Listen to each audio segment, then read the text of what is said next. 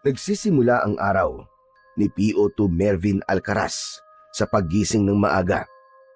Alas 5 ng umaga siya bumabangon para mag-ayos at pumasok sa presinto.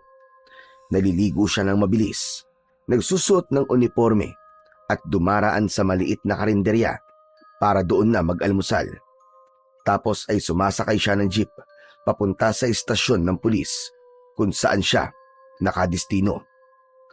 Sa trabaho ay madalas na abala si Mervin sa pagre-record ng blatter, pag-iikot sa mga barangay at pakikipag-usap sa mga reklamo ng residente na madalas ay tungkol sa away magkakapitbahay, nakawan ng kung ano-anong bagay o lasing na nanggugulo.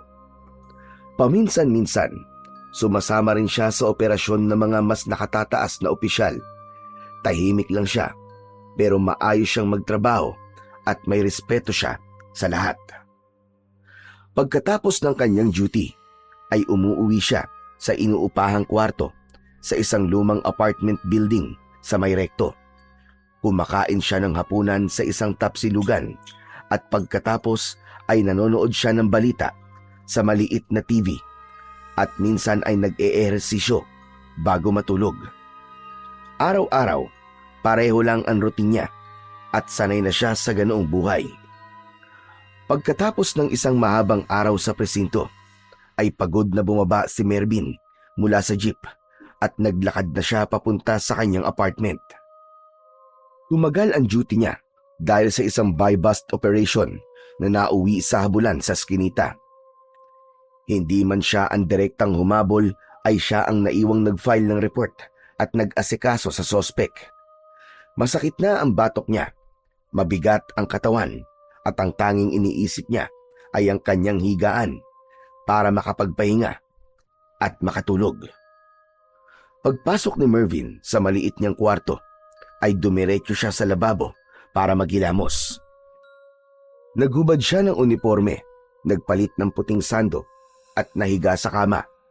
Kinuha niya ang cellphone mula sa bulsa ng kanyang pantalon at nakita niya ang isang unread message mula kay Oscar. Binuksan niya ang mensahe ni Oscar at pabulong niya itong binasa. "Pare, tawagan mo ko kapag may libre kang oras. May importante akong sasabihin sa'yo." Aba, ano kaya yon? Napakunot ang noo ni Mervin.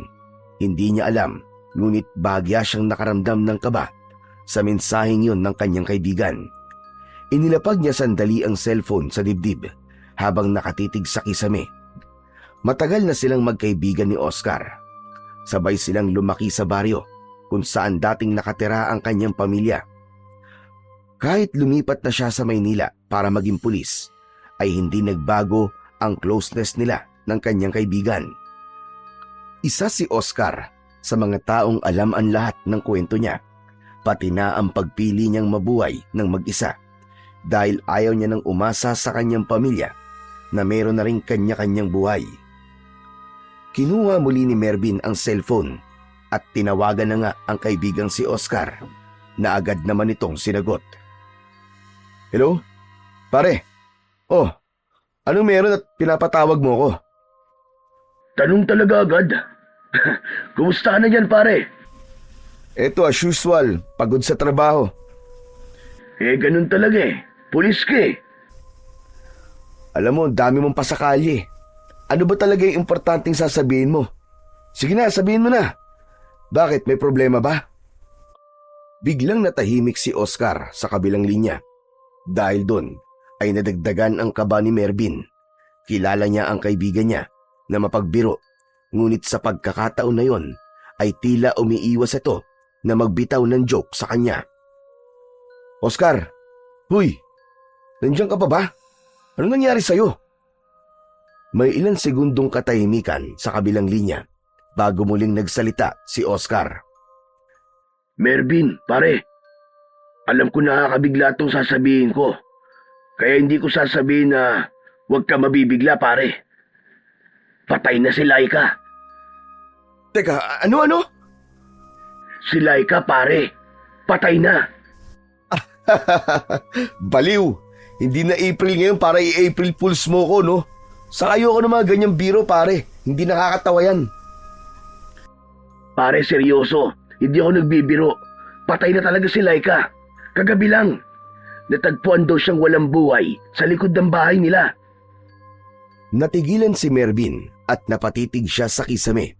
Hindi niya magawang umiyak dahil tila hindi tinatanggap ng utak niya ang balitang sinabi ni Oscar. Nanuyo ang lalamunan niya at nanlamig ang buong katawan niya. Si Laika ay ang nobya ni Mervin ng halos 8 taon. Nakatira ito sa baryo kung saan siya ipinanganak at nagkaisip. Ito ang unang babaeng naging nobya niya at high school nang maging magkasintahan silang dalawa. Noon ay sabay silang naglalakad pauwi galing eskwelahan. Isa si Laika sa dahilan kung bakit pinilit ni Mervin na makapagtapos at magpulis para pagdating ng araw ay mabigyan niya ito ng maayos na buhay.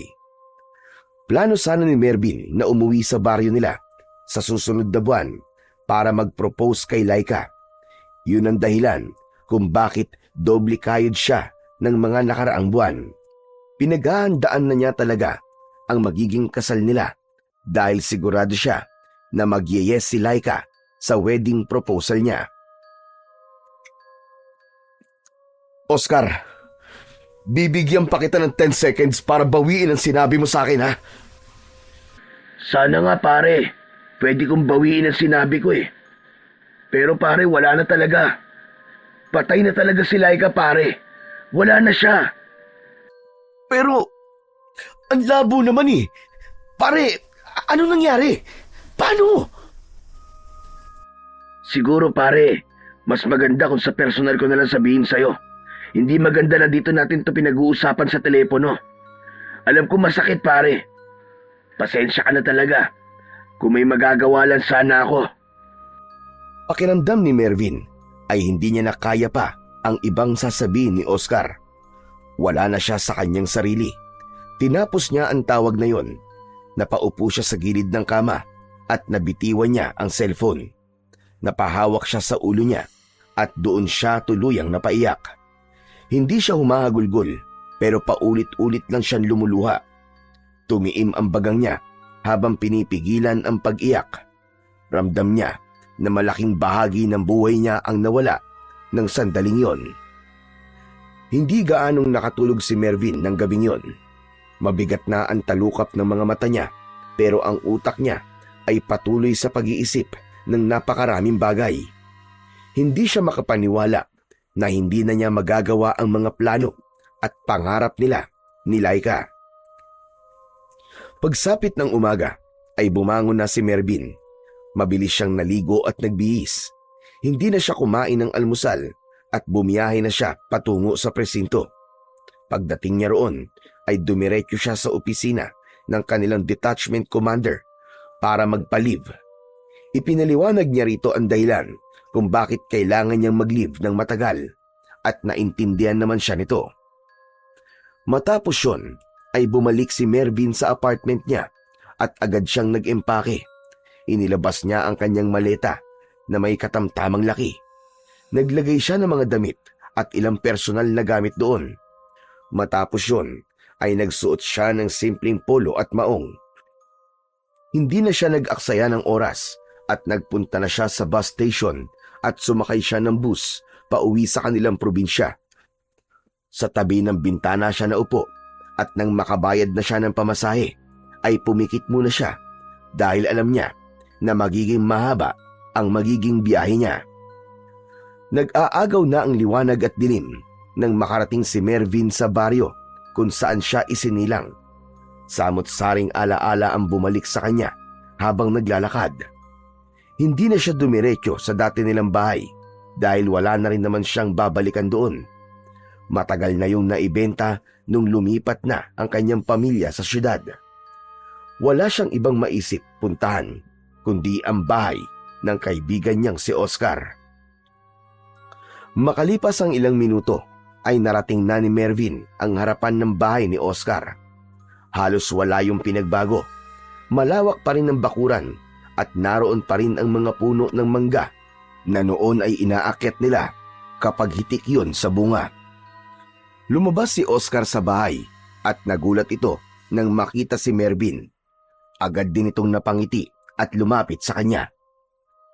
Oh, ang unexpected naman ito pare. Bakit naman hindi ka nagsabi na uuwi ka rito? Sinabi mong patay si Laika, di ba? Malamang uuwi ako rito. Pambihira talaga tong taong to. Ay, hehe, sa bagay, may point ka. Pero akala ko kasi sa mga susunod na araw ka pa makakapunta rito. Talagang inisikaso ko kagad ang leave ko, pare. Oo nga pala, pare. Baka pwedeng makituloy muna ako dito. Alam mo namang wala na kaming bahay dito eh. Ano ka ba? Hindi mo na kailangan magsabi, no? Welcome na welcome ka dito sa bahay ko. Anytime. Saka maganda nga yun eh. Para may kasama na ako rito. Maraming salamat, pare. O tara, sa loob na tayo magkwentuhan. Saka para makapagpahinga ka na rin muna. Alam ko na napagod ka sa biyahe. Hinuha ni Oscar ang maleta ni Mervin at nauna na itong pumasok sa loob ng bahay. Agad namang sumunod si Mervin dito. Malungkot siya dahil hindi bakasyon ang dahilan kung bakit siya umuwi sa baryo nila, kundi dahil namatay ang babaeng inakala niya na makakasama niya hanggang sa pagtanda. Pagpasok sa loob ay umupo si Mervin sa sopa, habang si Oscar naman ay dinulutan siya ng isang baso ng malamig na tubig. Umupo ito sa tabi niya at mataman siyang tinignan.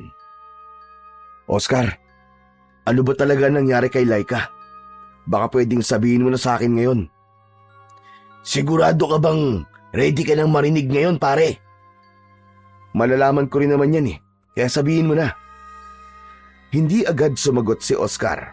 Tila nag-iipon muna ito ng lakas ng loob na sabihin kay Mervin ang dapat nitong malaman.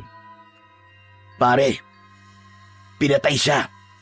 Natagpuan sa gubat ang katawan niya. Ha? Sinong pumatay sa kanya, pare? Hindi sino, pare. Ano? Teka. Anong ibig mo sabihin?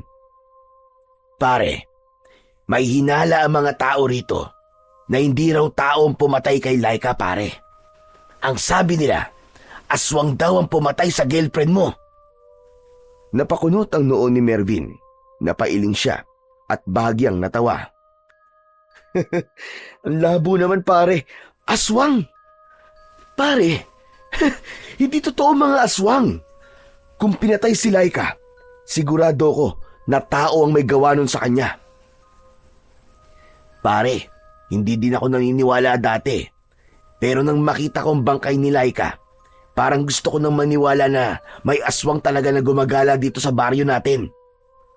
Bakit? Ano bang itsura ng katawan ni Laika nang makita nyo? Bakit nasasabi mong aswang ang pumatay sa kanya? Pasensya na, pare. Sa susunod ko na lamang sasabihin. Alam ko magiging sobrang sakit ito para sa iyo eh. Nang makita kasi namin ang bangkay ni Laika, pare, ay marami siyang kagat sa iba't ibang parte ng katawan niya na parang nilapa siya ng isang mabangis na hayop. Tapos, wakwak ang dibdib niya, pare. May laslas din siya sa magkabilaan niyang pulso. Nagpatuloy sa pagsasalita si Oscar, pero tila wala nang naintindihan si Mervin sa iba pa nitong mga sinabi.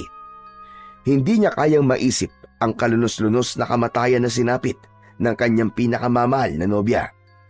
Nanginig ang buo niyang katawan at ang mga luha na kanina pa niya pinipigilan ay tuluyan ng kumawala mula sa kanyang mga mata. Umusog si Oscar palapit kay Mervin at tinapik niya ang likod nito. Hindi na ito nagsalita habang patuloy siya sa kanyang pagluha. Nang kumalma si Mervin, ay tahimik siyang pumasok sa bakanting kwarto na inihanda ni Oscar para sa kanya. Malinis ang kama, meron dong aparador at isang bentilador.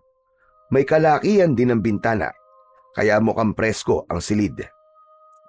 Itinabi ni Mervin pansamantala ang maleta sa gilid ng aparador at naupo siya sa gilid ng kama. Pumikit siya at nabuo sa kanyang isipan ang maganda at maamong muka ni Laika. Lahat ng masasayang alaala nila ay bumalik sa kanya. Gaya na lang ng madalas nilang pagpunta sa tabing ilog para magpiknik. Ang pagkekwentuhan nila ng kung ano-anong bagay at kung ano-ano pa. Patawarin mo ko, Laika. Patawad. Patawad kung wala ako sa tabi mo para protektahan ka. Mula sa bulsa ng kanyang pantalon ay kinuha niya ang isang maliit na kulay pulang kahon. Binuksan niya yon at tumambad sa kanya ang isang diamond ring na pinaghirapan niyang pag-ipunan ng ilang buwan. Tinitigan niya yon habang unti-unting namumuo ang luha sa kanyang mga mata. Hindi niya na yon maisusuot kay Laika. Hindi niya na rin maririnig ang sagot nitong oo. Napayuko si Mervin habang hawak ang singsing. Pumunit sa katahimikan ng silid ang mahihina niyang hikbi. Alam niya na mahirap at masakit, pero kailangan niyang tanggapin na hanggang doon na lamang ang kwento nila ni Laika at maaaring sa kabilang buhay na sila muling magkasama. Pagsapit ng 10:00 ng gabi ay lumabas na si Mervin sa kwarto. Mabigat pa rin ang pakiramdam niya at wala siyang ganang kumilos, pero alam niya na hindi pwedeng nasa kwarto lang siya at nagmumukmok. Nakita niya si Oscar na nakaupo sa sopa habang nanonood ng palabas sa maliit na telebisyon. Uy pare, gising ka na pala. Nakapagpahinga ka na ba ng maayos pare? Hindi masyado. Paulit-ulit ako nagigising eh. Nagugutom ka ba? May pagkain sa kusina pare. Kung gusto mo, iinitin ko yung ulam. Wala pa akong ganang kumain pare. Gusto ko lang sanang pumunta sa burol ni Laika. Gusto ko lang siyang makita pare. Sa pagkakaalam ko, parang bukas pa yata dadating ang katawan niya sa bahay nila pare. Inaayos pa raw kasi grabe raw talaga yung mga sugat niya. Alam mo na, nasabi ko naman sa'yo kung anong nangyari sa kanya, di ba? Naiintindihan ko pare. Pero ang hindi ko maintindihan ay ang sinasabi mong aswang ang pumatay kay Laika. Yun talaga ang hinala namin pare. Pati nga pamilya niya galit na galit. Lalo na yung tatay niyang si Mang Benjo. Hindi ako naniniwala ron, Oscar. Isa akong pulis. Nasanay akong maghanap ng ebidensya at ng paliwanag sa bawat krimen na nangyayari. Hindi ako basta nalang tatanggap ng kwentong kababalaghan, pare. Napakamot si Oscar sa likod ng ulo at napabuntong hininga. Pare, alam kong mahirap talagang paniwalaan. Ako nga nun eh. Akala ko kwento-kwento lang din yung tungkol sa mga aswang-aswang na yan sa baryo natin. Tapos yun na nga, biglang nangyari yung kay Laika. Hindi ko talaga makakalimutan yung itsura ng katawan niya, pare. Nakakaawa. Hindi talaga yung kayang gawin ng isang tao, kahit sabihin na adik o kaya ay lasing. Ayoko munang maniwala, pare. Kailangan ko ng matibay na ebidensya sa sinasabi mo na aswang ang pumatay kay Laika. Pero wala ka ba napansin kay Laika bago mangyari ang pagpatay sa kanya? May mga kakaiba ba sa kilos niya? Pare naman, ginagamit mo na ang pagkapulis mo sa akin eh. Parang iniimbestigahan mo na ako niyan eh. Sagutin mo na lang ang tanong ko, pare. Napakunot ang noon ni Oscar at nag-isip ito ng ilang segundo bago sumagot. Meron pare. Mga 2 o 3 araw bago siya mamatay, ay parang balisa siya pare. Tahimik lang palagi at parang may iniisip. Tapos isang gabi, tinanong niya ako kung paano raw pumunta sa Maynila. Sabi ko nga bakit hindi niya sa'yo itanong kasi ikaw ang nasa Maynila? Malay ko ba sa pagpunta sa syudad? Hindi pa nga ako nakakaalis sa baryo natin, no? Hindi ba niya sinabi, pare, kung bakit niya gustong pumunta sa Maynila? Hindi. Siguro. Baka naman gusto lang niya makita ka. Hindi ba, matagal-tagal na rin yung huling beses na umuwi ka rito eh. Natahimik si Mervin at naglaro sa isip niya ang imahe ni Laika. Sa loob niya ay may pakiramdam siya na parang may mali sa pagkamatay ng kanyang nobya. Naramdaman niya ang pag-usbong sa puso niya ng pagnanais na alamin kung ano talaga ang nangyari. O paano pare? Mauna na ako matulog ha. Kapag nagutom ka, may pagkain sa kusina. Sige pare, maraming salamat. Humikab muna si Oscar at nagkamot ng tiyan bago pumasok sa kwarto nito. Naiwan si Mervin na nakaupo pa rin sa sopa. Tumayo siya at lumapit sa bintana. Hinawi niya ng bahagya ang kurtina at tumingin sa labas. Walang katao-tao sa daan. Noon ay hindi ganun ang lugar na yon. Kahit liblib ang baryo nila, kapag ganung oras ay may mga tao pa rin sa labas. Marami pa rin mga batang naglalaro. Paulit-ulit na bumalik sa isip ni Mervin ang mga sinabi ni Oscar. Ang itsura ng katawan ni Laika. Ang balak raw nitong pumunta ng Maynila at ang hinalang aswang ang may kagagawan sa pagpatay dito. Pero sa isang pulis na gaya niya, na sanay sa lohika at ebidensya, ay mahirap paniwalaan ang mga ganong kwento. Hindi nagtagal ay bumalik na si Mervin sa kwarto niya at humiga. Nais niyang matulog pero sadyang mailap pa rin ang antok sa kanya. Tumayo si Mervin at lumabas ng bahay. Huminga siya ng malalim habang niyayakap siya ng malamig na hangin. Tumingin siya sa kawalan at hindi niya namalayang tumulo na pala ang luwa sa kanyang pisngi. Pakiramdam niya ay panaginip lang ang lahat ng yon. Kung alam lang sana niya na mangyayari yon, ay umuwi na lang sana siya sa baryo nila at doon naghanap ng trabaho. Baka kung malapit lang siya kay Laika, ay hindi ito mapapatay sa isang karumal-dumal na paraan. Kinabukasan ng umaga, ay nasa hapagkainan si Mervin dahil hinihintay niya si Oscar na lumabas para bumili ng kanilang almusal. Nakatitig siya sa kawalan at laman pa rin ng isip niya si Laika. Makalipas ang ilang sandali, ay dumating na si Oscar. May dala itong 2 plastik na may lamang pansit at isang supot ng pandesal. Inilapag nito ang mga yon sa lamesa.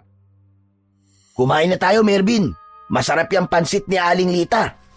Ay, oo nga pala pare. Narinig ko sa usapan sa labas na naiuwi na raw sa bahay nila ang katawan ni Laika. Pupunta na ako ron ngayon pare. Gusto ko na siya makita. Mabilis na tumayo si Mervin. Napatayo rin si Oscar at humarang sa daraanan niya. Sandali lang pare. Kumain na muna tayo. Pwede naman tayo magpunta ron pagkatapos natin mag-almusal eh. Gusto ko na siya makita pare. Ngayon na. Alam ko pare. Pero hindi ka pa kumakain simula kagabi. Pare, kailangan mo ng lakas. Maawa ka naman sa sarili mo. Natigilan si Mervin. Naramdaman niya ang pag-aalala ng kaibigan niyang si Oscar sa kanya. Kaya muli siyang bumalik sa pagkakaupo at sinimulang kumain kahit wala siyang ganang kumain. Matapos mag-almusal, ay kagad na naglakad sina Mervin at Oscar papunta sa bahay ni Laika. Tahimik lang sila pero hindi nagtagal ay hindi na nakatiis si Oscar na magtanong. Paring Mervin, sigurado ka ba talaga na gusto mo siyang makita? Handa ka na ba talaga, pare? Alam ko mas lalo ako masasaktan kapag nakita ko siya. Pero sigurado na ako pare. Kailangan kong makita si Laika. Pero alam mo, naisip ko na siguro kung nandito lang ako, hindi mangyayari yung kay Laika eh. Kahit paano, may kasalanan pa rin ako sa nangyari. Bilang boyfriend niya, ako dapat ang nagpoprotekta sa kanya. Ano ka ba pare? Wala kang kasalanan sa nangyari kay Laika. Wala sa atin ang may kagustuhang mangyari yon sa kanya. Ang may kasalanan dito ay kung sino o ano ang pumatay sa kanya. Sandaling natahimik si Mervin. Binilisan niya ng bahagya ang hakbang. Ngunit nang matanaw na niya ang bahay ni Laika, ay nakaramdam siya ng panghihina. Lalo na nang makita niya ang mga pinapasok na bulaklak sa loob ng bahay at ang tinatayong tolda sa harapan. Sa pagdating ni Mervin sa tapat ng bahay ni Laika, ay nakita nila ang mga taong abala sa pag-aayos para sa unang araw ng burol ni Laika. 2 palapag ang bahay ni Laika. Yun ang pinakamalaking bahay sa baryo nila dahil may kaya sa buhay ang pamilya nito. Maya-maya pa ay lumabas sa bahay ang tatay ni Laika na si Mang Benjo. Matangkad ito at matikas ang pangangatawan. Nagtama ang mga mata nito at ni Mervin. Hindi nagdalawang isip si Mervin na lumapit kay Mang Benjo. "Tito Benjo, nakikiramay po ko." Salamat, Mervin. Salamat at dumating ka. Sigurado ako na gusto ni Laika na nandito ka. Nakikiramay din ako sa'yo. "Tito, pwede ko na po ba siyang makita?" Sige, pumasok na kayo. Nasa sala siya. Kanina lang namin naiuwi ang katawan niya mula sa punerarya. Napalunok na lamang si Mervin sa katumango. Pagpasok sa loob ng bahay ay nakita niya kagad ang kabaong ni Laika. Maraming bulaklak ang gilid nun at sa tabi ay naroon ang larawan ni Laika. Buhay na buhay ito sa larawan na yon. Natigilan si Mervin para bang hindi siya makagalaw at hindi niya magawang ihakbang ang kanyang mga paa. Tinapik siya ni Oscar sa balikat. Sige pare, kaya mo yan. Lapitan mo siya. Hihintayin na lang kita rito. Iniwan siya ni Oscar at naupo ito sa upuan na malapit sa pinto. Mabagal ang bawat takbang ni Mervin palapit sa kabaong. Nang makalapit na siya sa kabaong, ay sinilip niya doon si Laika at doon siya tuluyang nadurog. Payapa ang mukha ni Laika, ngunit kahit meron itong makeup, ay kita pa rin ang mga pasa at pilat sa mukha nito. Nakasuot ito ng puting bestida at maganda ang pagkakaayos ng buhok nito. Napahagulgol ng iyak si Mervin. Bumagsak siya sa gilid ng kabaong habang nakahawak sa gilid noon. Nilapitan siya ni Oscar at hinimas ang kanyang likod habang pilit siyang inaalo. Ngunit alam ni Mervin na walang kahit na anong salita o pagdamay ang makakabura sa katotohanang wala na si Laika. Wala na ang babaeng pinakamamahal niya. Matagal bago kumalma si Mervin at nang kumalma na siya ay niyaya siya ni Mang Benjo na umupo sa unang hanay ng upuan sa harap ng kabaong ni Laika. Hindi ko pa rin matanggap hanggang ngayon, Mervin. Parang panaginip lang ang lahat. Nag-iisang anak namin si Laika, kaya napakasakit ng pangyayaring ito para sa aming mag-asawa. Napakabata po niyang nawala. Kahit ako, hindi ko pa rin matatanggap na wala na siya. Kaya dapat po talaga managot kung sino ang hayop na gumawa nito sa kanya. Gusto ko pong malaman kung may balita ng mga pulis dito sa kaso. May suspect na po ba sila? Wala pa, Mervin. Patuloy pa rin ang investigasyon. May mga tinanong na sila, pero wala raw nakakita sa pangyayari. Wala raw ebidensya, puro wala. Pero hindi ako naniniwala na tao ang pumatay sa anak ko. Ano pong ibig niyong sabihin, Tito? Aswang. Aswang, Mervin. Hindi tao ang gumawa nun. Aswang ang pumatay kay Laika. Mas mabuti siguro na hintayin na lang po natin ang resulta ng investigasyon ng mga pulis, Tito. Baka mas makakabuti po yun kaysa mag-isip tayo ng kung ano-ano. Bakit, Mervin? Hindi ka ba naniniwala sa aswang? Hindi agad nakasagot si Mervin sa tanong na yun ni Benjo. Masyadong malalim ang tingin nito sa kanya. Tito, ang totoo po niyan, hindi po eh.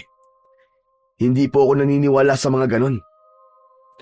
Kung narito ka lang sa baryo nitong mga nakaraang taon, sigurado kong hindi yan ang isasagot mo. Ilang bata at matatanda na ang bigla na lang nawawala. Ilang mga alagang hayop na rin ang natatagpuan na walang lamang loob tuwing umaga. Mervin, totoo mga aswang at hindi basta-basta kwento lang. Totoo mga aswang at sila ang pumatay sa anak ko. Hindi agad nakaimik si Mervin. Nakatingin lang siya kay Mang Benjo at kahit paano ay naiintindihan niya ang biglang pagsulpot ng galit sa mukha nito. Nag-iisang anak nito si Laika, Kaya talagang napakasakit para rito na mawala ito ng napakaaga. At kung hindi maibibigay ng mga pulis ang hustisya para sa anak ko, ay ako na ang kikilos. Pero tito, hindi po tama na ilagay niyo sa inyong mga kamay ang batas. Walang tama umalis sa isang magulang na nawala ng anak, Mervin.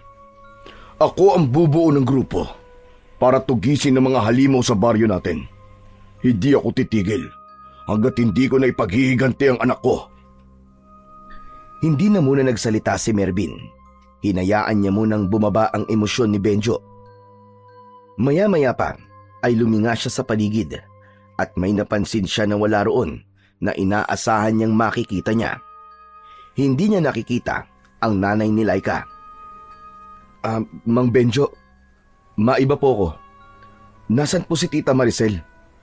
Parang simula po nang dumating kami ay hindi ko pa po siya nakikita. Simula nang mamatay si Laika, Mervin, ay hindi na siya lumalabas ng kwarto. Ayaw makipag-usap, ayaw kumain. Wala kami magawa kundi intindihin siya.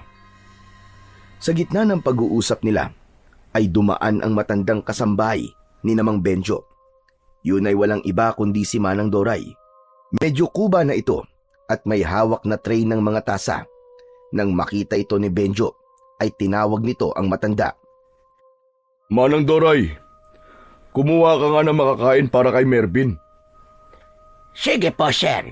Sandali lang po. Mabilis na nawala si Manang Doray at nagtungo ito sa kusina. Ilang minuto lang ay bumalik ito na may dalang plato na may biko at may latik sa ibabaw. May kasama yung mainit na tsokolate.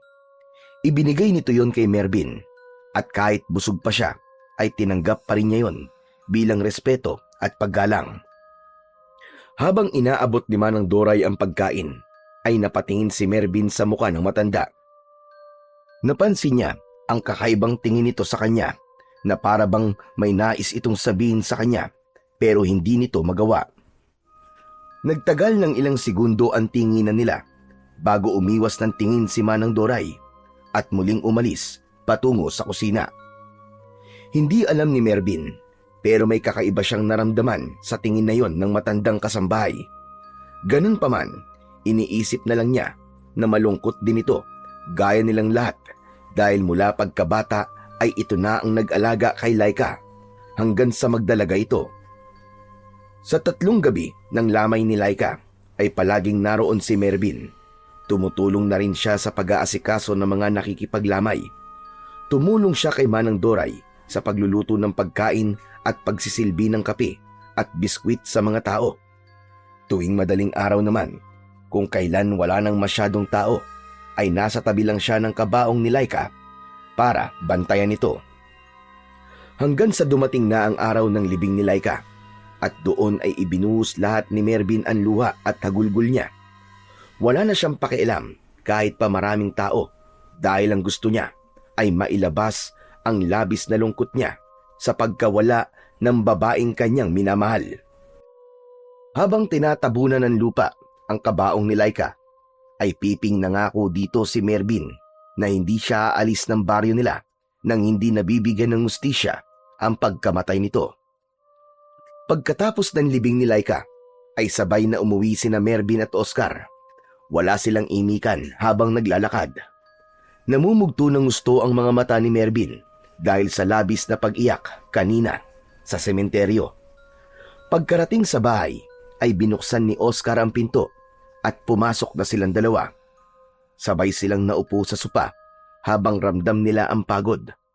Maya-maya ay tumingin si Oscar kay Mervin at seryosong nagsalita. Hindi naman sa pinapaalis na kita, pare, ha? Pero tanong lang, babalik ka na ba niyan sa Maynila ngayong nailibing na si Laika? Hindi ba yun naman talaga ang ipinunta mo rito? Hindi ko kayang umalis dito nang hindi ko nasisiguro na makukuha ni Laika ang hustisya, pare. Magsasagawa ako ng sarili kong investigasyon kung kinakailangan.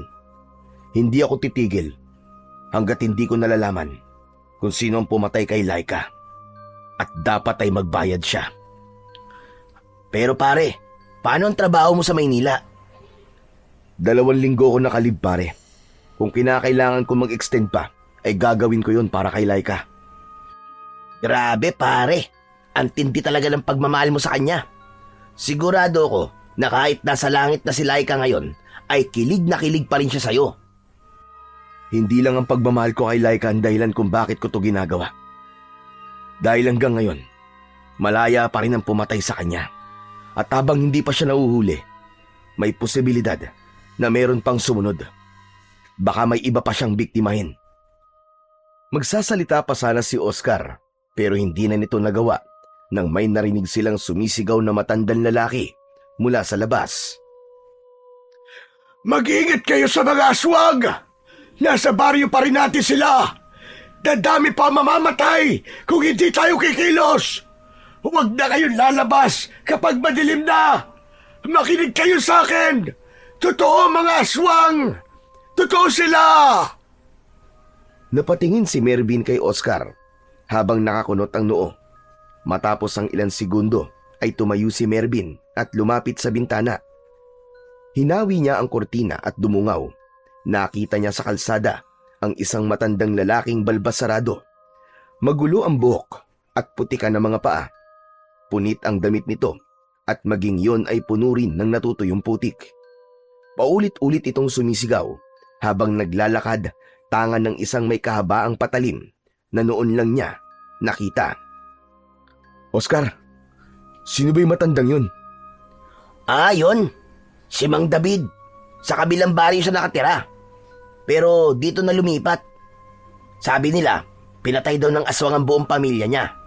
Mula noon, parang nawala na sa sarili. Nakakaawa naman, pare. Kahit siguro ako kapag nawala ang buong pamilya ko ganyan din ang mangyayari sa akin.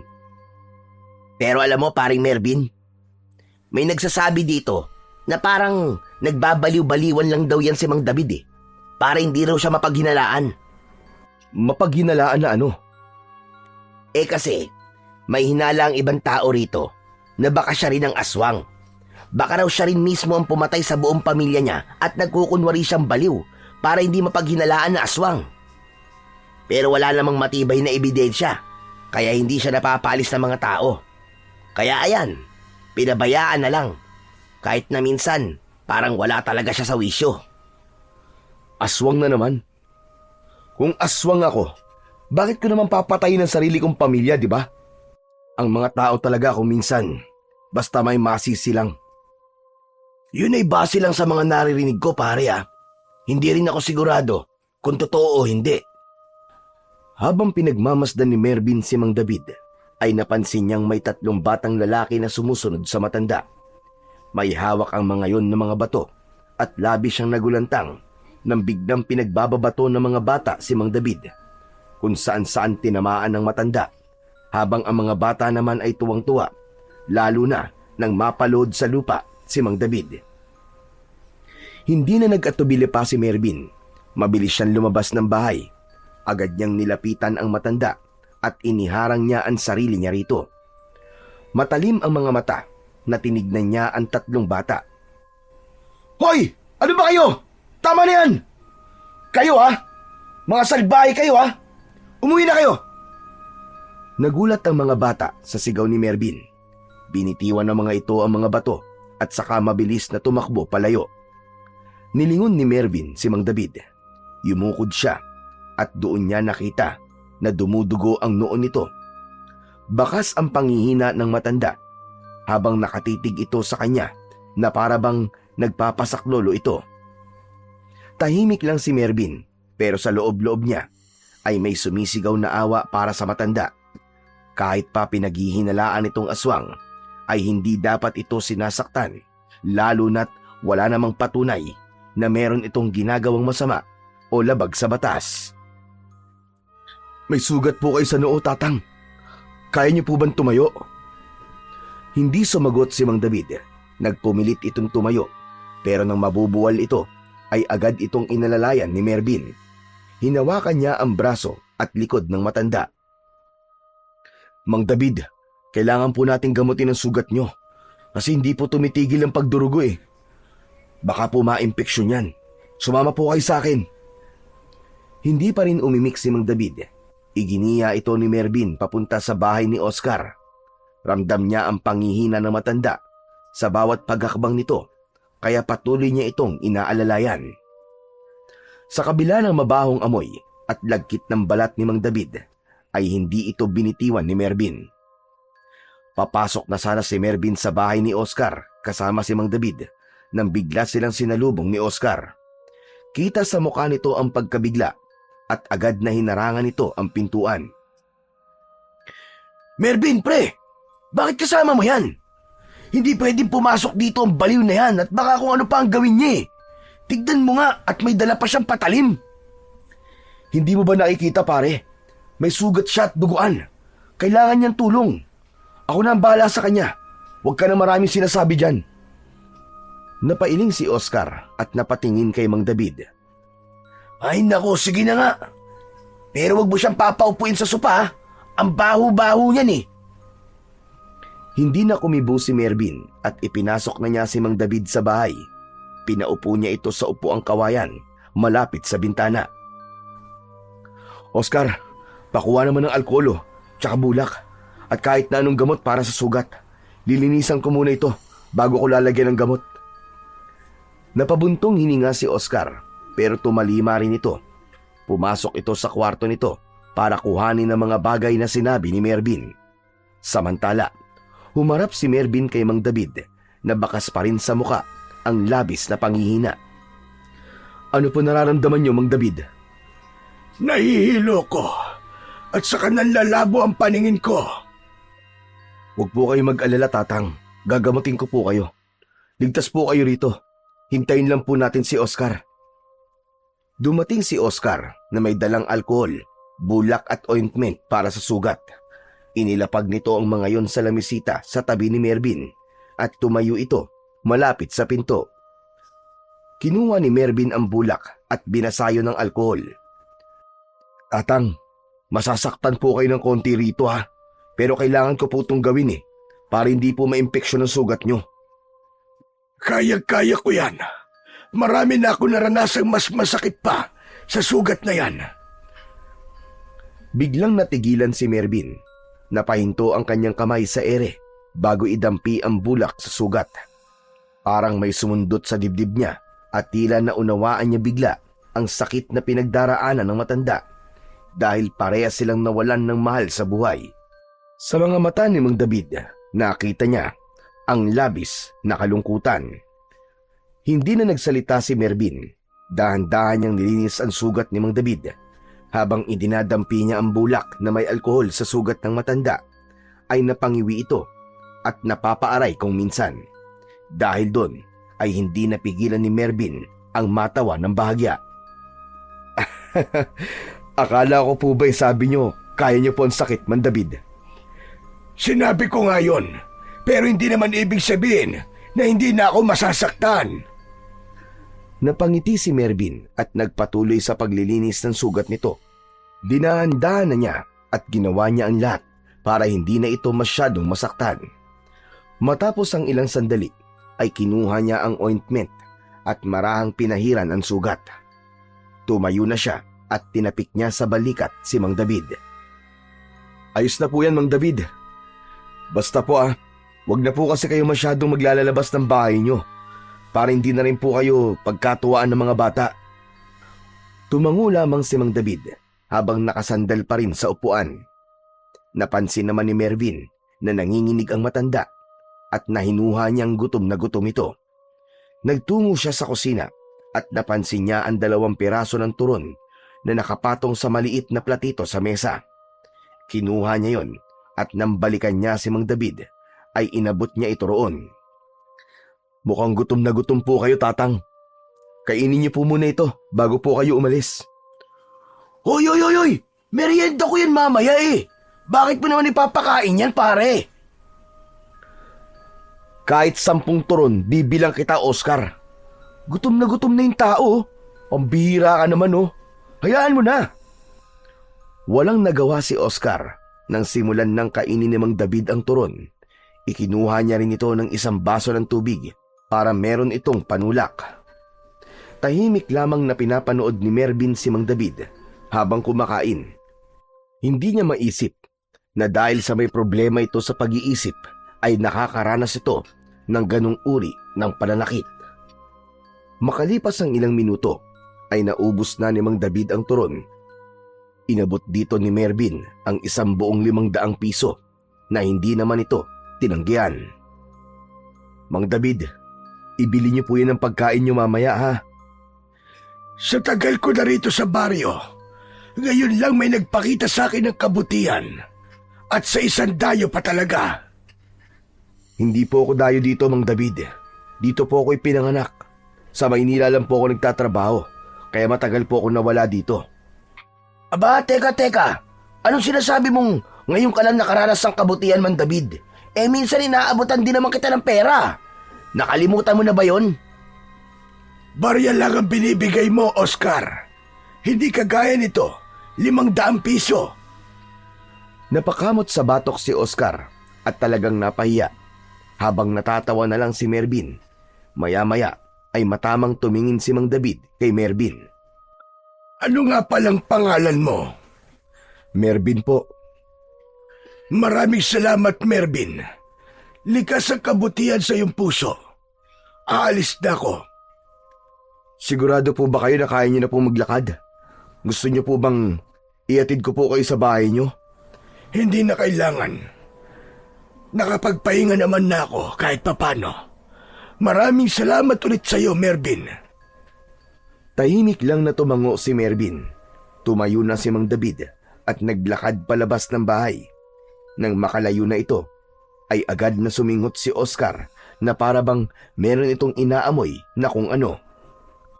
Hoy, ano ba nangyayari sa'yo? Para ka diyang pusang naghahanap ng tinik ah. Ang baho talaga ng bahay, tol. Kailangan natin maglinis. Amoy galing sa kanilang iniwang amoy ni Mang David eh. Grabe ka naman sa tao, pre. Ang baho ng bahay ay kayang linisin. Pero yung tulong at kabutihan na pinakita natin sa kanya, sigurado kong habang buhay niya yung maaalala.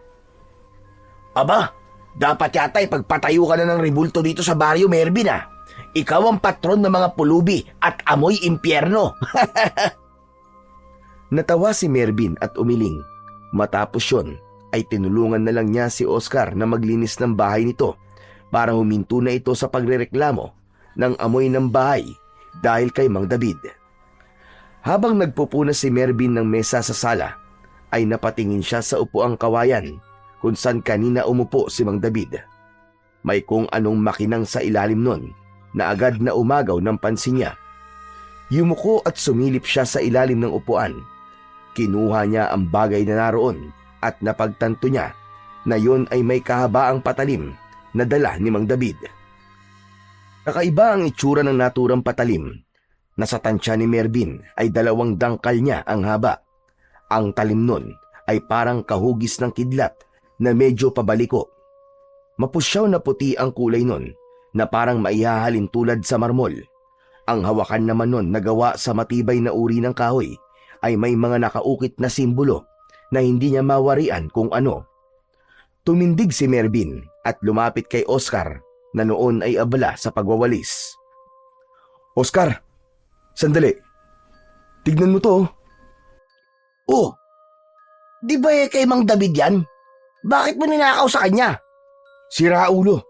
Sa tingin mo ba mukha ako magdanakaw? Naiwan niya to dun sa ilalim ng bangko. Kanina ko lang napansin. Palagi niyang dala yan kahit saan siya pumunta eh. Pero hindi naman niya yung ginagamit. Ang mabuti pa siguro ay ibalik natin to sa kanya. Tara, samahan mo ako. Napailing si Oscar, sabay buntong hinga. Ay nako pare, ang layo ng bahay ni Mang David baka akala mo. Dun pa yon sa may tabing ilog. Ang sukal pa ng daan papunta dun. Saka nakakatamad pre. Babalik din yun dito para kunin yun kaya huwag ka na magpapagod na puntahan siya. Saglit na natigilan si Mervin. Tinignan niya muli ang patalim. May kung anong hindi niya maipaliwanag na pakiramdam habang hawak niya yon. Maingat niyang inilapag ang patalim sa ibabaw ng mesa at ibinalik na niya ang atensyon sa paglilinis. Manaka-naka ay hindi niya maiwasang muling sulyapan ang kakaibang patalim habang si Oscar ay patuloy na nagwawalis at nag-aayos. Ang isip ni Mervin ay abala pa rin sa iniwang bagay ni Mang David. Naging mahirap para kay Mervin ang mga sumunod na araw. Gabi-gabi siyang umiiyak ng tahimik sa kwarto niya habang hawak ang larawan ng namayapa niyang nobya. Hindi pa rin siya makapaniwala na wala na si Laika. Parang panaginip pa rin ang lahat at minsan ay iniisip niya na magigising na lang siya at buhay pa pala si Laika.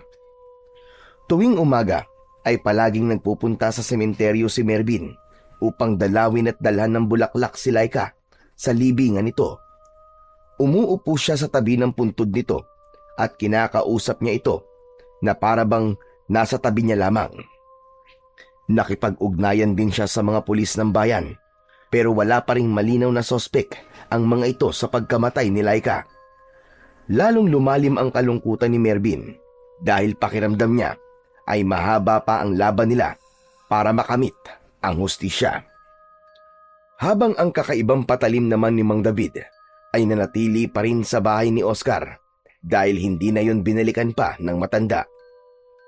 Isang gabi, hindi makatulog si Mervin. Ramdam niya ang maalinsangan na gabi. Nakatodo na ang electric fan pero init na init pa rin siya. Sa huli, minabuti niyang bumangon at lumabas ng bahay para magpahangin. Tahimik ang paligid sa labas ng bahay ni Oscar. Tanging huni ng mga kuliglig at malayong tahol ng mga aso ang bumabasag sa katahimikan ng gabi. Tumayo siya sa tapat ng bahay.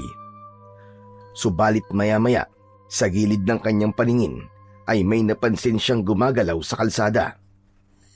Isang nilalang ang naglalakad ng mabagal. Dahil sa madilim, ay hindi makita ni Mervin ang itsura ng naturang nilalang. Kumabog ng malakas ang dibdib ni Mervin habang sinusundan ng mata niya ang kilos ng nilalang. Nang mapalingon nito sa direksyon niya, ay nanlamig ang buo niyang katawan nang makita niya ang mapupulan nitong mga mata na tila nagliliwanag sa gitna ng dilim. Biglang tumakbo ang nilalang patungo kay Mervin. Habang palapit ito, ay doon niya nakita ang nakakatakot nitong anyo. Malahalimaw ang itsura nun at meron itong matutulis na mga ngipin at kuko. Hindi na nag-aksaya ng panahon si Mervin. Agad siyang pumasok sa loob ng bahay pero bago pa man niya ito maisarado ng tuluyan, ay naramdaman niyang merong pumipilit na buksan yon mula sa labas. Pinigilan niya na mabuksan ang pinto. Oscar! Oscar, gising! May tao sa labas! Adik yata, bilisan mo!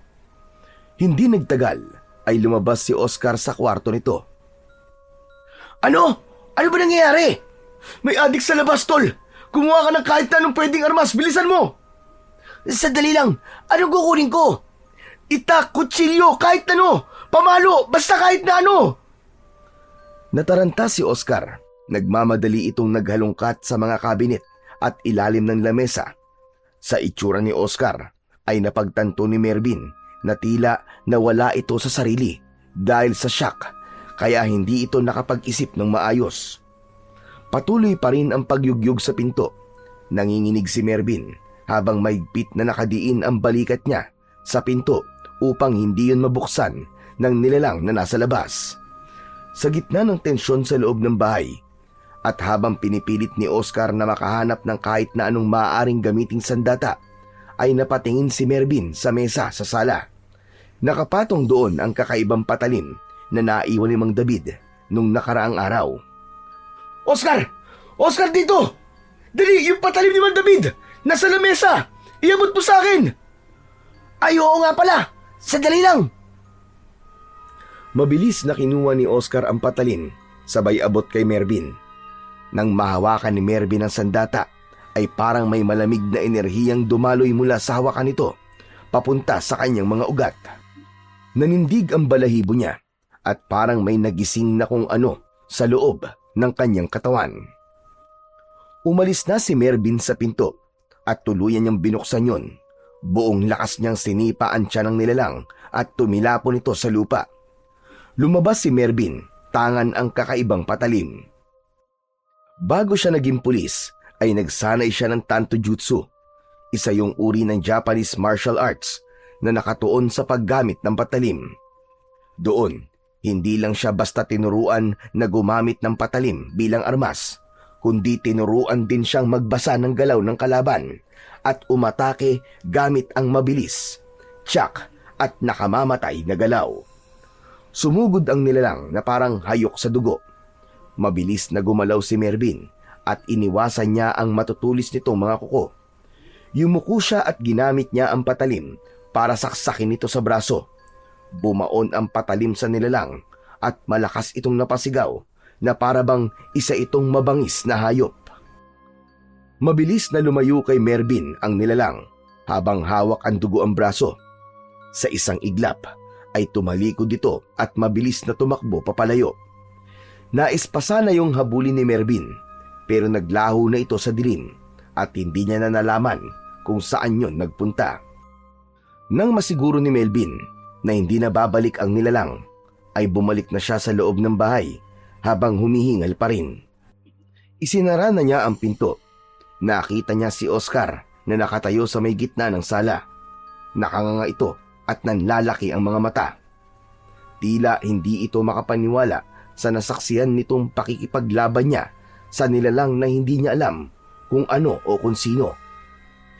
Sarado mo nga yung bibig mo. Baka pasukan pa ng langaw yan eh.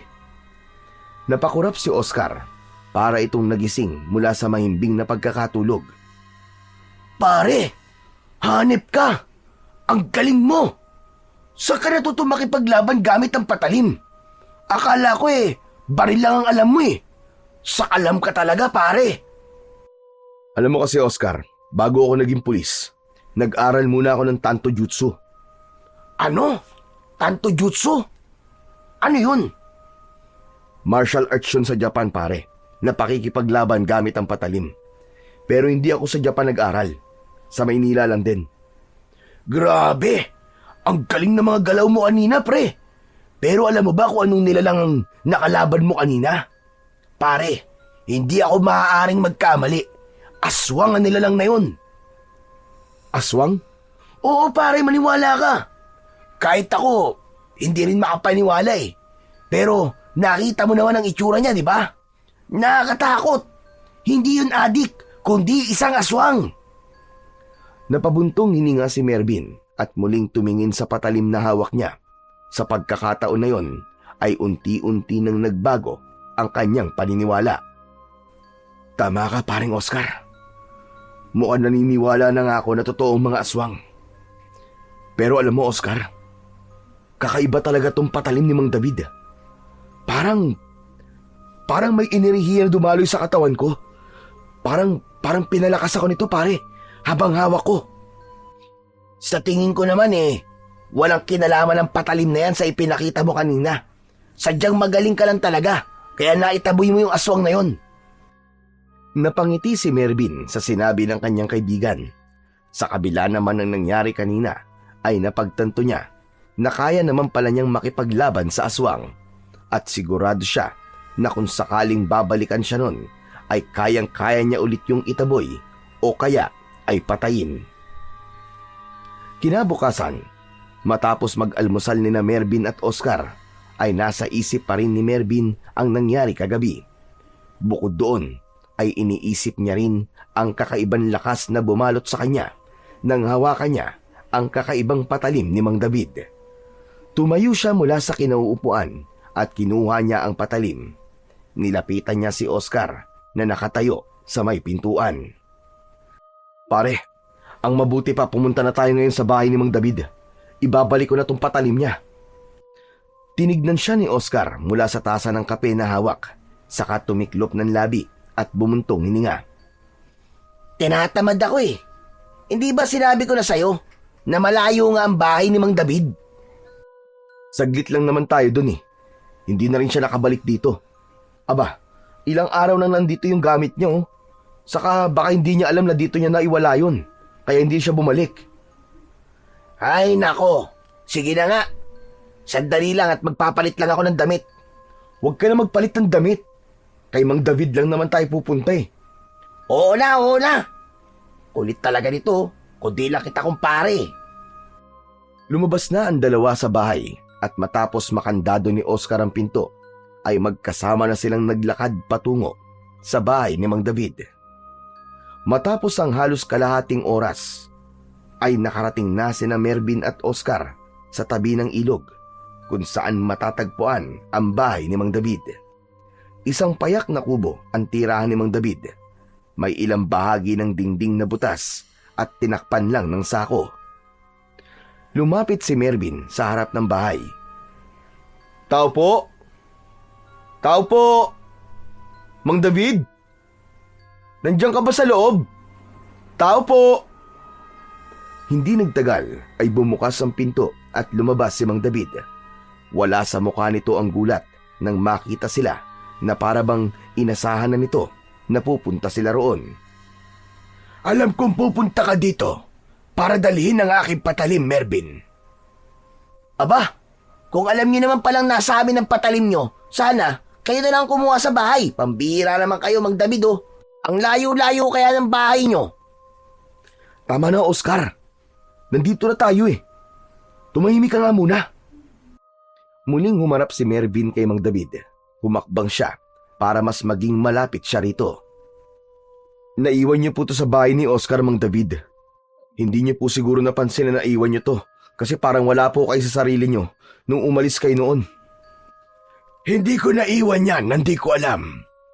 Sinadya kong iwanan yan doon. Napakanot noo si Mervin. Ha? Sinadya niyo pong iwan? Pero Mang David, bakit niyo po ginawa yon?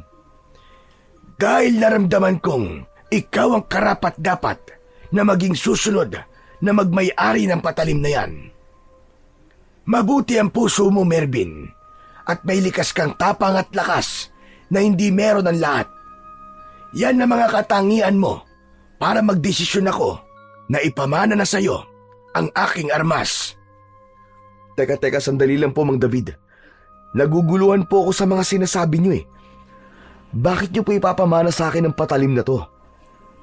Oo nga naman, Mang David. Saka, kung pangamanahan niyo ang kaibigan ko, baka pwedeng kayamanan na lang. Tumahimik ka nga muna, Oscar. Ang daldal mo talaga.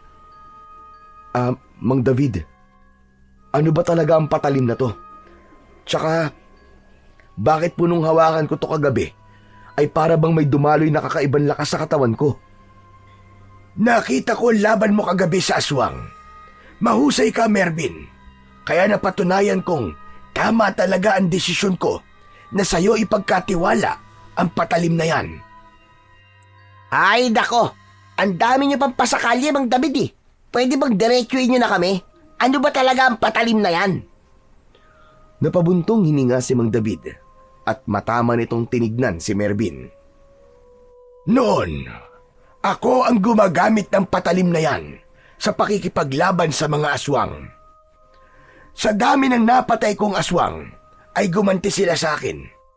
Isang gabi, habang wala ako sa bahay, ay pinasok nila ang tahanan ko at pinatay nila ang buong pamilya ko.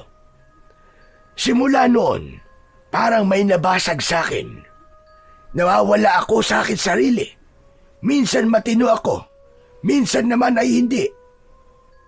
At doon ko naisip na hindi ko na kayang gamitin ang patalim na yan na gawa sa pangil ng kidlat. Hindi na ako karapat-dapat para riyan. Kaya naisip ko na ipagkakatiwala ko na ito sa ibang tao.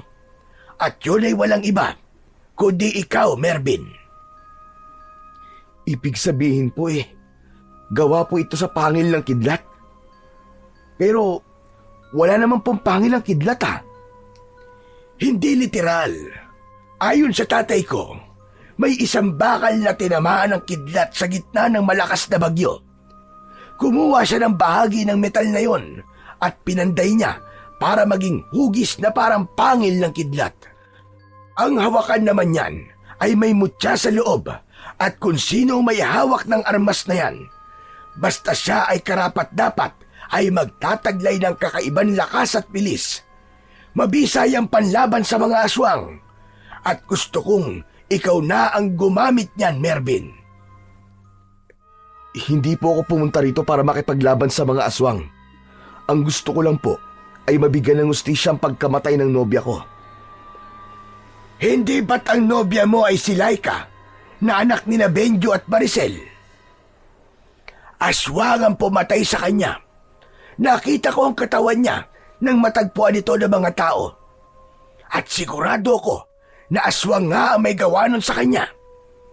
Kung mapupuksa mo mga aswang dito sa baryo natin, ay may paghiganti mo na rin ang iyong nobya. Tumigil ang mundo ni Mervin ng sandali. Hindi siya nakasagot dahil muling bumangon sa puso niya ang matindi niyang pagnanais na mabigyan ng hustisya ang pagkamatay ng kanyang nobya. Kung ganun po ay pumapayag po ako, Mang David. Gagamitin ko po ang patalim na ito para labanan ng mga aswang dito sa baryo.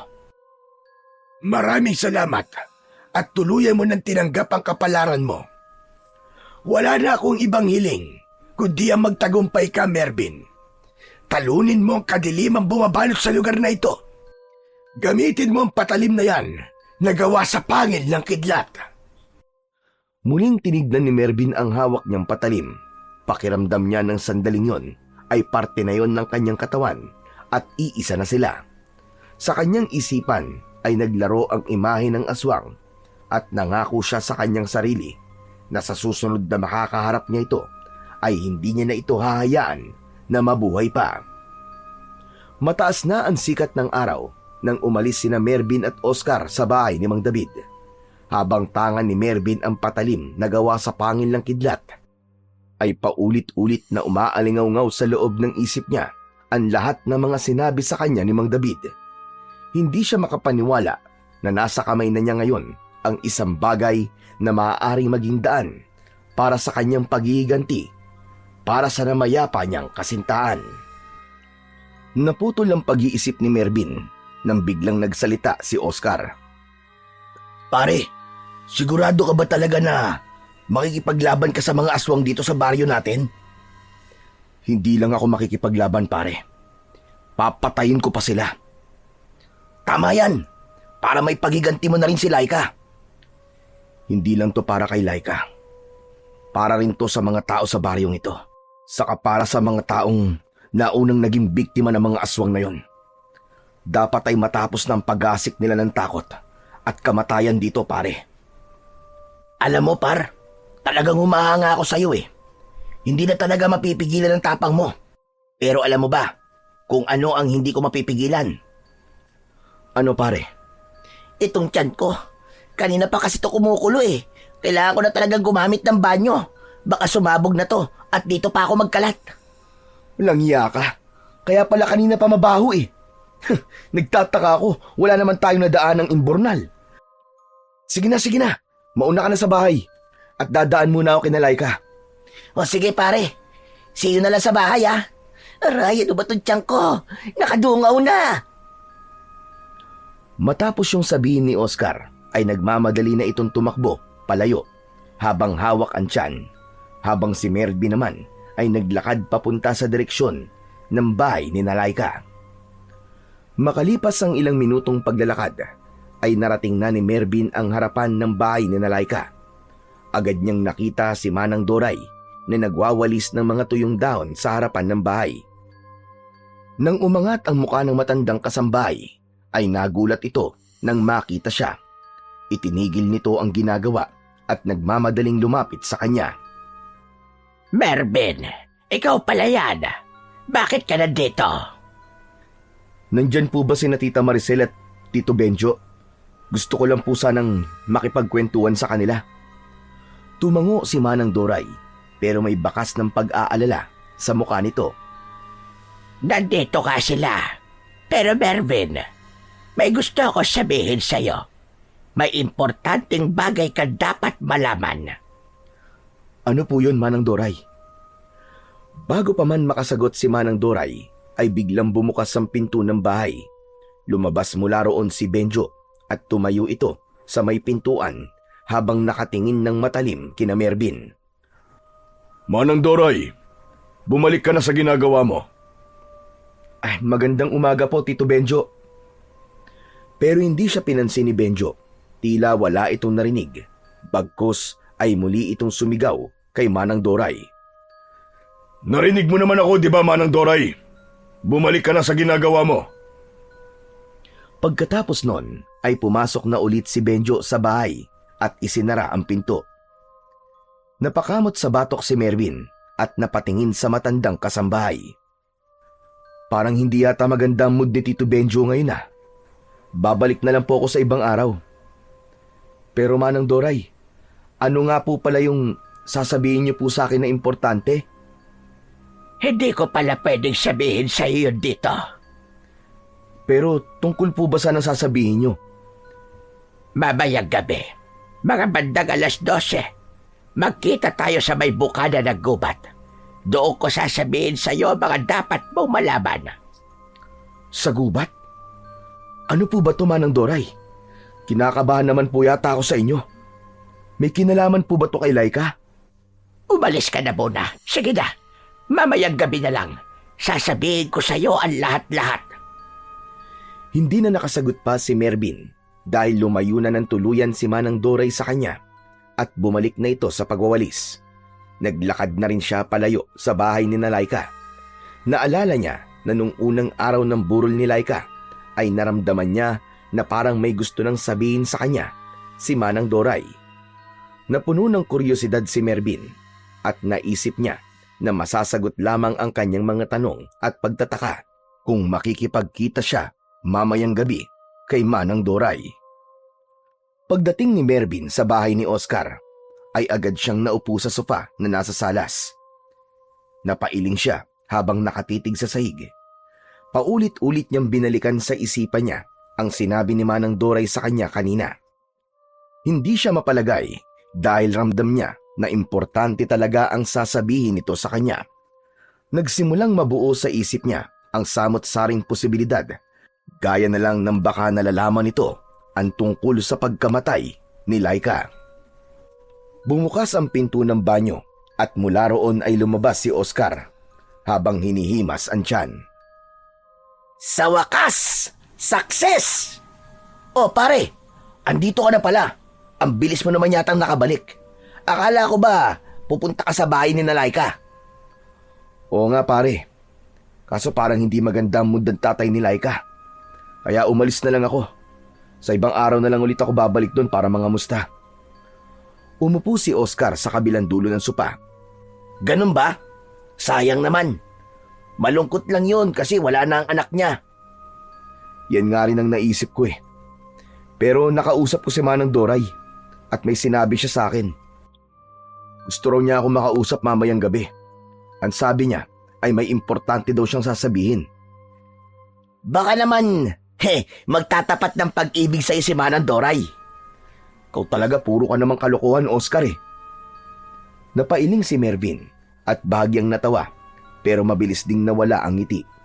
Sumandal siya sa sopa habang nakatitig sa kawalan. Nung unang araw pa lang ng lamay ni Laika, naramdaman ko nang may gusto siyang sabihin sa akin pare. Para bang may bumabagabag sa kanya. Kaya lang parang hindi niya masabi sa akin kasi may ibang tao noon. Tapos kanina, sasabihin na dapat niya pero biglang dumating naman si Tito Benjo. Ano ba kasi yung sasabihin niya sa'yo? Parang napaka-confidential naman yata niyan para kausapin ka niya ng kayong dalawa lang. Hindi ko pa alam pare. Pero mamayang gabi malalaman ko na. Kung gusto mo, samahan na lang kita mamaya eh. Wag na pare. Ako na lang muna. Wala naman akong dapat ikabahala eh. Si Manang Doray lang naman yon. Tumango si Oscar, bagamat halata ang konting pag-aalala sa mukha nito. O sige, basta pare mag-iingat ka ha. Hindi na sumagot si Mervin. Tumango lang siya at muling napatingin sa kawalan. Tahimik ang paligid pero maingay ang loob niya.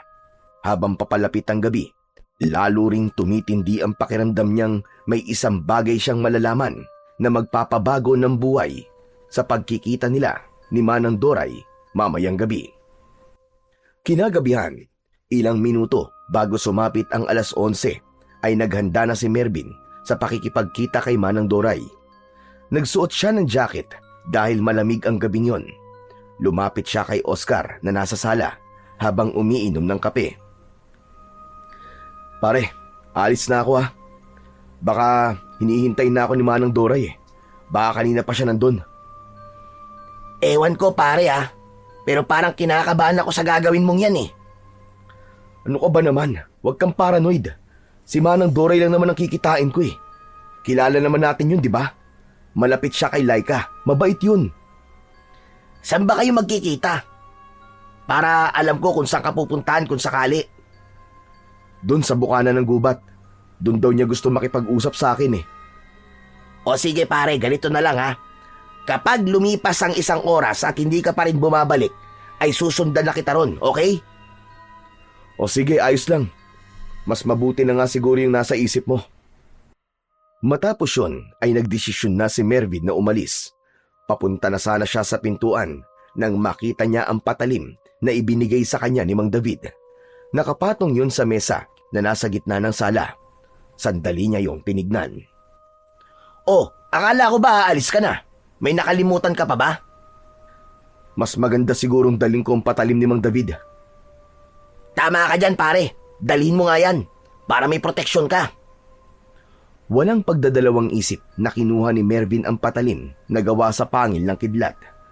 Muli siyang nagpaalam kay Oscar at sa pagkakataon na yon ay tuluyan na siyang lumabas ng bahay ni Oscar. Habang naglalakad si Mervin sa gitna ng kadiliman ng gabi, ay may kakaiba siyang naramdaman. Parang may mga matang nakamasid sa kanya mula sa kung saan. Nagtataasan ang balahibo niya sa braso at kakaiba ang kilabot na bumabalot sa kanya. Humigpit ang pagkakahawak niya sa patalim at patuloy niyang nararamdaman ang kakaibang enerhiyang ibinibigay nun sa kanya. Maya-maya ay sandaling huminto si Mervin at mabilis siyang lumingon sa likod. Tumingin din siya sa kaliwat kanan pero wala siyang nakitang kakaiba o kahina-hinala. Nilakasan niya ang pakiramdam niya. Wala man siyang nakikitang maaaring magdulot ng peligro sa buhay niya, ay hindi niya maitatanggi ang kabang nasa dibdib niya. Muling nagpatuloy sa paglalakad si Mervin. Bawat takbang niya ay mas lalong lumalakas ang tibok ng puso niya, kaya hindi siya nagpakampante at inihanda niya ang sarili kung sakali na may aswang na umatake sa kanya. Makalipas ang ilang minuto ng paglalakad, ay nakarating na si Mervin sa bukana ng gubat. Agad niyang nakita roon si Manang Doray na may dalang lampara. Bakas sa mukha nito ang takot at kaba. Manang Doray, nandito na po pala kayo. Pasensya na po kung ngayon lang ako Kanina pa po ba kayo rito? Hindi naman. Halos kararating ko lang din. Hinintay ko pa kasi munang makatulog sina Benjo at Maricel. Siya nga pala, Manang Doray. Ano po ba yung importanteng bagay na sasabihin niyo sa akin? Sandaling natahimik si Manang Doray habang matiim itong nakatingin kay Mervin. Isang malalim na paghinga ang pinakawalan nito bago ito nagsalitang muli. Mervin, makinig ka. Hindi totoo na pinatay si Laika ng aswang. Nagpakamatay siya. Ha? Manang, teka, parang imposible naman po yata yung sinasabi nyo. Bakit naman po niya gagawin yun? Makinig ka sa aking mabuti. Bago nagpakamatay si Laika, ay may ibinigay siya sa akin na sulat. Ang sabi niya, ibigay ko ang sulat na yun sa'yo kung sakaling mawala na siya. Hindi ko naman akalaing seryoso siya. Akala ko'y wala siyang kakayahan na gawin yun sa sarili niya. Isang nakatuping papel ang inabot ni Manang Doray kay Mervin na agad niyang tinanggap. Nanginginig ang mga daliri niya habang binubuksan ang sulat. Binasa niya yon sa isip niya. Nakalagay sa sulat na humihingi si Laika ng tawad sa kanya dahil pinili nitong wakasan ang buhay nito. Sabi niya ay hindi na nito kaya pa ang nangyayari sa buhay nito at kamatayan na lang ang naisip nitong paraan upang matakasan yon. Sa huling bahagi ng sulat ay sinabi rin ni Laika na mahal nito si Mervin at nagpapasalamat ito sa kanya na ipinaramdam nito ang pagmamahal niya rito. Luhaan at nanginginig ang buong katawan ni Mervin matapos niyang basahin ang sulat na yon ni Laika. Bakit hindi niya sinabi sa akin ng lahat ng to? Ano bang pinagdadaanan niya, Manang Doray? Bakit siya nagpakamatay? Dahil gusto ni Bedyo at Maricel na gawing kagaya nila si Laika. Gusto rin nilang maging aswang si Laika. Sandaling natahimik si Mervin. Tila umurong ang luha niya sa sinabing yon ni Manang Doray. Kumunot ang noo niya dahil sa labis na pagtataka. Ano, Manang Doray? Ang ibig niyong sabihin aswang ang mga magulang ni Laika? Teka. Hindi ko maintindihan, Manang Doray. Hindi nila totoong anak si Laika, Mervin. Inampon lang nila si Laika dahil hindi nila kayang makabuo ng sarili nilang anak. Inampon nila si Laika kasi gusto nilang may pagpasahan ng pagiging aswang nila. At nang malaman ni Laika yon, ay hindi siya pumayag. Pero wala naman siyang magagawa dahil malaki ang utang na loob niya kina Bedyo at Maricel. Sa pagkakataon na yon, ay unti-unti nang naunawaan ni Mervin ang lahat. Kaya pala siya nagpakamatay dahil ayaw niyang maging aswang. Pero kung totoong nagpakamatay si Laika, ay bakit parang nilapa na mabangis na hayop ang katawan niya? Ang sabi pa ng mga tao ay aswang daw ang pumatay kay Laika base sa itsura ng katawan niya nang makita nila to. Sina Bedyo at Maricel ang gumawa nun sa katawan ni Laika. Nagmatagpuan nila ang katawan ni Laika sa kwarto na wala ng buhay, ay nataranta sila. Natakot silang malaman ng mga tao na nagpakamatay si Laika. Alam mong malaking kahihiyan yon sa kanila at baka ungkatin pa ng mga pulis kung bakit nagpatiwakal ang anak nila. Kapag nangyari yon, ay malalaman ng lahat na sila ang aswang sa baryo na ito. Kaya nag-anyong aswang sina Bedyo at Maricel at pinalabas nila na aswang ang pumatay kay Laika. Mga hayop sila. Ang galing nilang magpanggap. Mga demonyo! Matagal ko nang alam na aswang ang mag-asawa na yon. Nangako sila sa akin na hindi nila ako sasaktan basta't manahimik lamang ako. Kailangan ko ng pera, kaya pumayag naman ako. Pero hindi ko na kaya. Lalo na ngayon na binaboy nila ang katawan ni Laika at mas lalo pang dumarami ang nagiging biktima nila. Hindi ko na kayang manahimik. Hindi na lang ito tungkol kay Laika, kundi pati na rin sa iba pang mga inosenteng tao na pinatay nila. Mas sumigpit ang pagkakahawak ni Mervin sa patalim habang nakatingin siya kay Manang Doray. Alam niya na mahirap para rito na aminin sa kanya ang katotohanan, kaya't humanga siya sa tapang nito. Maya-maya pa ay isang kakaibang kaluskos ang narinig nila mula sa loob ng gubat. Mula roon ay may dalawang figura ang lumabas at habang papalapit yun sa kanila ay nalaman nila na sina Bedyo at Maricel ang mga yon. Maraan ang paglalakad ng dalawa. Walang emosyon ang mukha ng mga ito, ngunit nakakatakot ang paraan ng titig ng dalawa sa kanila.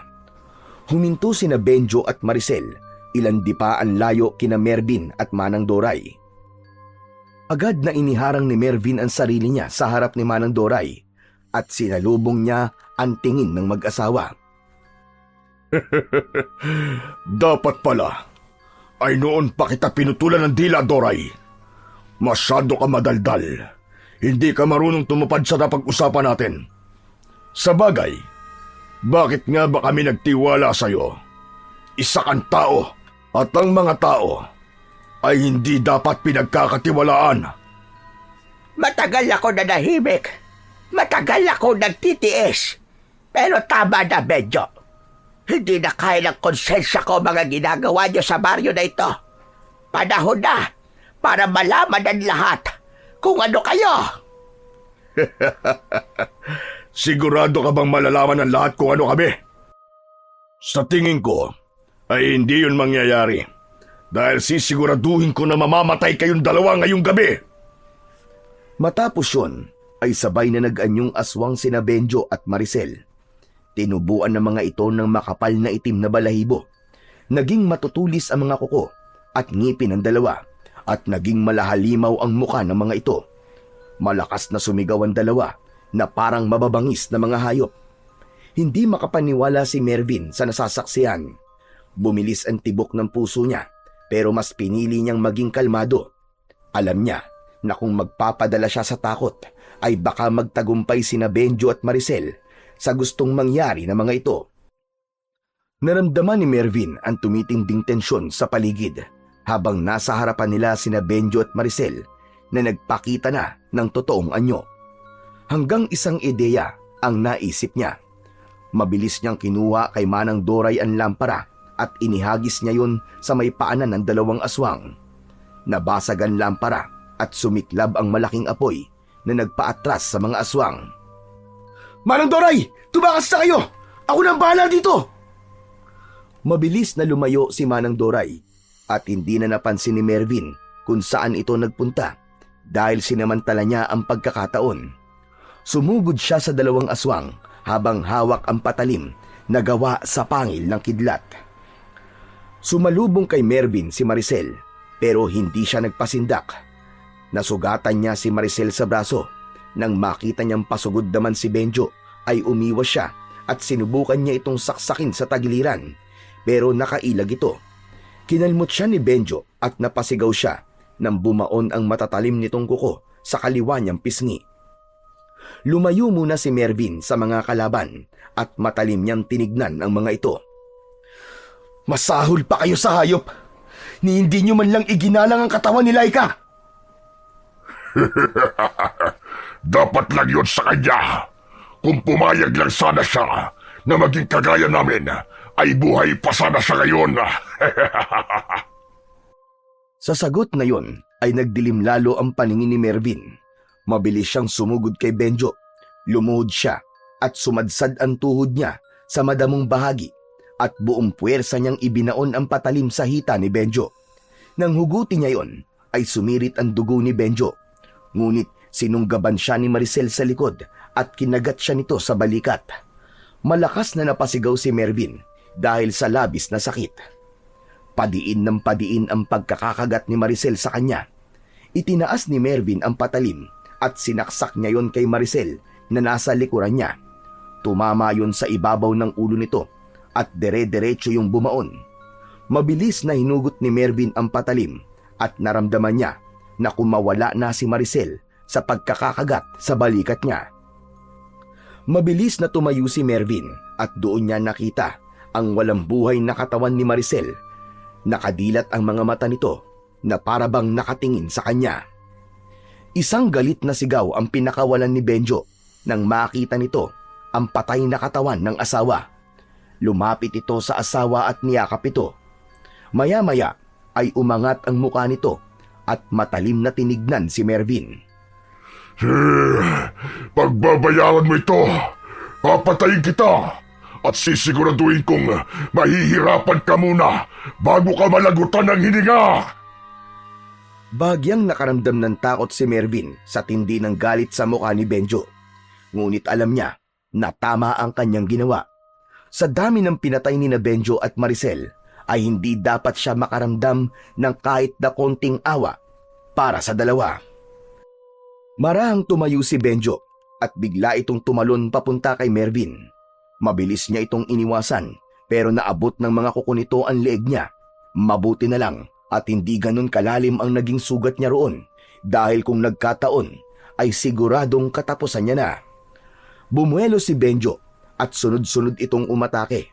Mabilis ang galaw nito at halos hindi na masundan ng mga mata ni Mervin ang bawat pag-atake ng kalaban niyang aswang. Naramdaman na lang niya ang malakas na pagsipa ni Benjo sa sikmura niya. Tumilapon siya at bumagsak ng pasadsad sa lupa. Gumulong siya ng ilang ulit bago tumama ang likod niya sa isang puno. Umubo si Mervin nang may kasamang dugo. Kahit medyo sugatan na siya, ay hindi pa rin niya binibitiwan ang patalim. Naglakad si Benjo at tumayo ito sa harapan niya habang nakangisi. Katapusan mo na, Mervin. Pero huwag kang mag-alala dahil magkakasama na kayo ni Laika sa impyerno. Nagkakamali ka! Kayong mag-asawa magsasama sa impyerno! Biglang isinaksak ni Mervin ang patalim sa paa ng aswang. Siniguro niya na bumaon yun hanggang sa lupa upang hindi makaalis si Benjo sa kinatatayuan.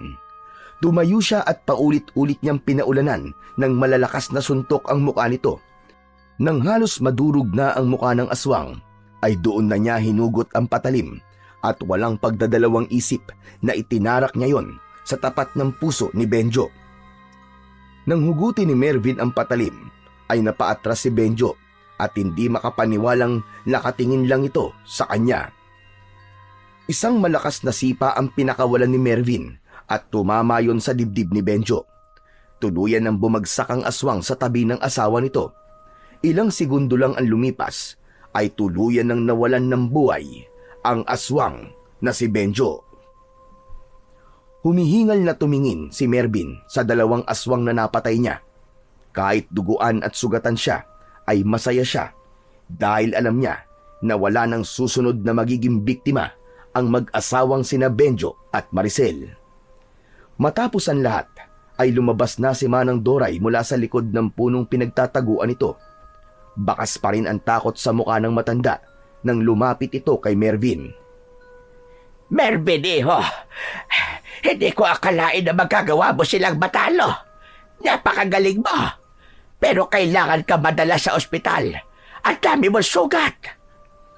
Napaupo si Mervin sa damuhan habang hawak pa rin ang patalim. Tumingala siya kay Manang Doray at matipid na ngumiti. Manang Doray, salamat po sa inyo. Kung hindi niyo po sinabi ang totoo, baka hindi ko po nalaman kung sino talaga ang kalaban natin. At kahit paano po, ay nabigyan natin ng hustisya ang mga pinatay ni Benjo at Maricel. Isa pa, naipaghiganti na rin po natin ang ginawa nila kay Laika. Nang sandaling yon ay nakita nila si Oscar na humahangos na dumarating. Humihingal itong huminto sa tabi ni Manang Doray at nagulat ito nang makita ang dalawang aswang na nakahandusay sa lupa. Diyos ko po! Bakit may mga patay na aswang dito? Sina Tito Benjo at Tita Maricel yan. Sila pala mga aswang na pumapatay dito sa baryo natin. Ginawa ko lang nararapat sa mga halimaw na yan. Ngayon, wala na silang mabibiktima. Sayang naman. Dapat pala inagahan ko ang punta rito. Natulungan sana kita, pare. Nagamit ko sana ang mga damoves ko sa pakikipaglaban. Pero sandali lang. Paano sila Mang Benjo at Aling Maricel ang aswang? Mamaya na natin pag-usapan yan. Dali na muna natin si Mervin sa ospital. Tumayo si Oscar at agad itong lumapit kay Mervin. Inalalayan siya ni na Oscar at Manang Doray sa pagtayo hanggang sa paglakad palayo sa lugar na yon. Bagamat sugatan, ay masaya si Mervin dahil sa wakas ay makakapagpahinga na ang baryo nila mula sa takot sa mga aswang. Makalipas ang ilang araw ng pagpapagaling sa ospital, ay nakalabas na rin doon si Mervin. Pagbalik niya sa baryo, ay agad niyang pinuntahan si Mang David sa kubo nito upang magpasalamat. Salamat sa iyo, Mervin. Kung hindi ka dumating dito, malamang ay patuloy pa rin ang pag-aasik ng lagim ng mga aswang dito. Kaya lang, hindi pa rin ako makapaniwala na sina Benjo at Maricel pala ang mga aswang. Ako nga rin po, Mang David eh. Hanggang ngayon di pa rin po ako makapaniwala. Napakagaling nilang magtago at magpanggap. Gusto ko rin po magpasalamat sa inyo, Mang David. Kung hindi niyo po ipinagkatiwala sa akin ang patalim na gawa sa pangil ng kidlat, ay baka hindi po ako nanalo laban sa kanila. Hindi talaga ako nagkamali na ikaw ang pinagkatiwalaan ko. Simula ngayon, ikaw na ang bagong tagapangalaga ng patalim na yon. Alagaan mo ang sandatang yon dahil alam nating hindi pa rito nagtatapos ang lahat.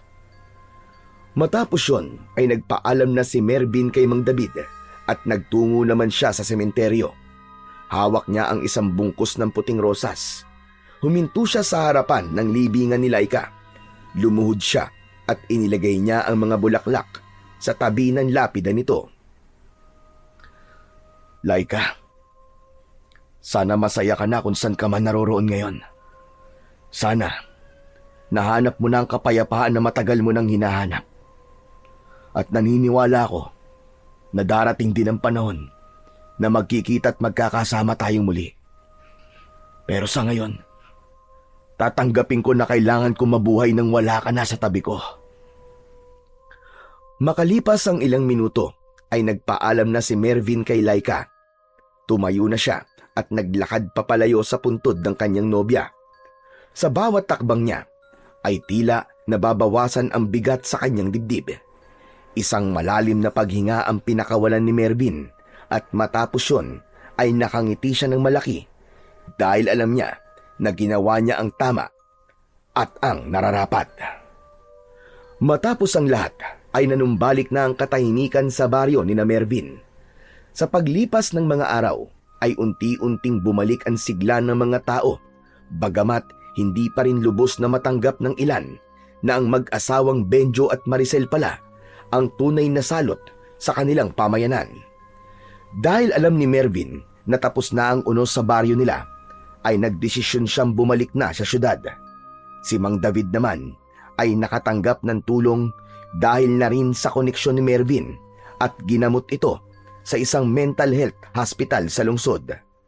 Makalipas ang ilang buwan ay gumaling na ito at sa kauna-unahang pagkakataon, matapos ang ilang taon, ay nawala na ang takot ng mga tao kay Mang David at hindi na ito nakatanggap ng pangungutya at pananakit sa mga tao.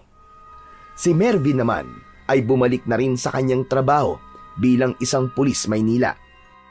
Ngunit sa puso niya ay dala pa rin niya ang mga karanasan niya sa baryo nila. Patuloy niyang pinangangalagaan ang patalim na gawa sa pangil ng kidlat, hindi lang bilang sandata, kundi bilang simbolo ng kanyang paniniwala na anumang laban at pagsubok ang dumating, ay kaya niya yung harapin at malagpasan. Nanatili ring buhay sa alaala ni Mervin si Laika, ang babaeng minahal niya at naging ugat upang mailabas niya ang totoong lakas at tapang na meron siya.